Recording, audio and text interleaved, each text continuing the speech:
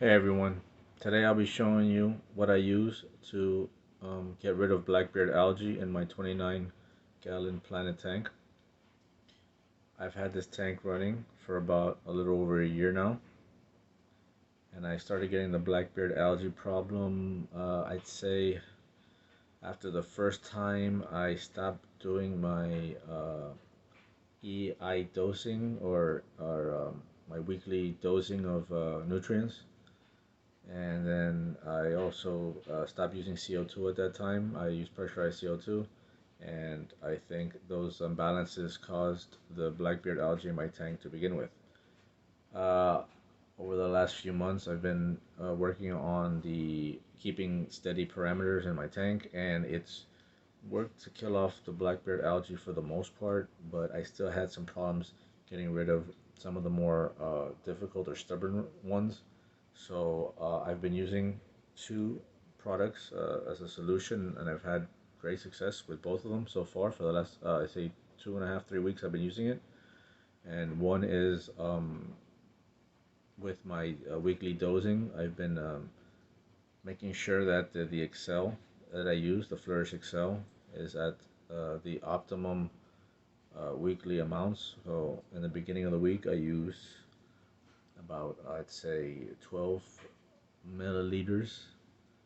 After the water change, I do 50% water changes weekly.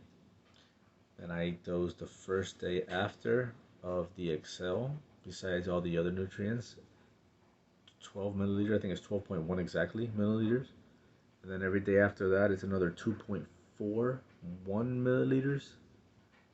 And that's been helping um, to control the algae issues themselves. And then also, I've been using a syringe dropper while I do the water changes when the water's about 50% lower, and I go in and I put um, the dropper where I see that there's stubborn colonies.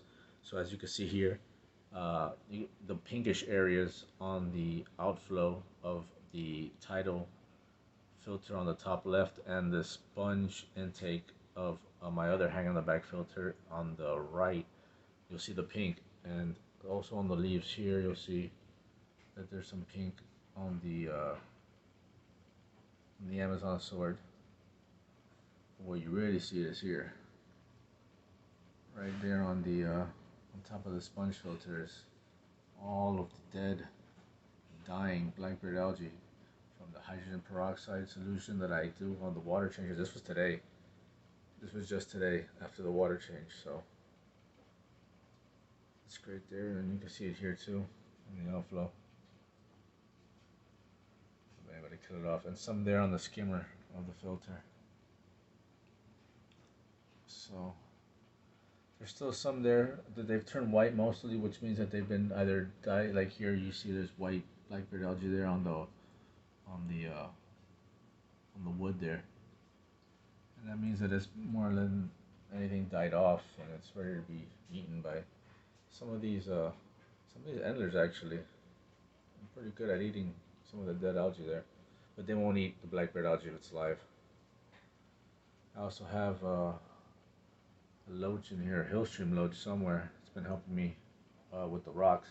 I haven't put it on any of the rocks. I did put it on some of the S-repens, and it cleared up all the Blackbeard algae pretty much from there.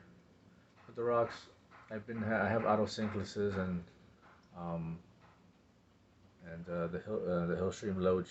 I also have a mono shrimp in here, and I think there's a ram's horn snail that helps with the cleanup. So all in all, I've been quite satisfied with the results from using the hydrogen peroxide solution in conjunction with the Flourish Excel.